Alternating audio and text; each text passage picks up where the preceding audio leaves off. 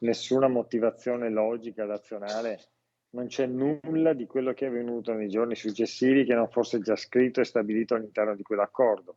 E quindi oggettivamente è stata una cosa incomprensibile sul piano della tenuta del patto e devo dire anche incomprensibile dal punto di vista politico. Non usa mezzi termini Andrea Ferrazzi del Partito Democratico, che definisce il voltafaccia di Calenda come un atto ingiustificato. Tutto era scritto nero su bianco, ma al momento di definire l'alleanza anche con Verdi e Sinistra Italiana è arrivato il fulmine a ciel sereno. Nel momento in cui poi si apriva la possibilità di poter vincere le elezioni, era del tutto evidente che non si poteva, ma si dovevano fare che cosa? Si dovevano fare degli accordi elettorali, cioè mentre quello con Calenda e Più Europa, quindi Calenda della Vedova e Bonino, era un accordo diciamo per il governo e quindi un accordo scritto sui contenuti, con delle linee di demarcazione chiare e delle cose chiare da fare. L'accordo poi siglato con le altre forze politiche era già stato, come dire, messo nel piatto con Calenda e poi così è stato fatto, un accordo elettorale. È la legge elettorale, spiega Ferrazzi, che costringe, avendo una quota uninominale alta, ad accordi di questo tipo.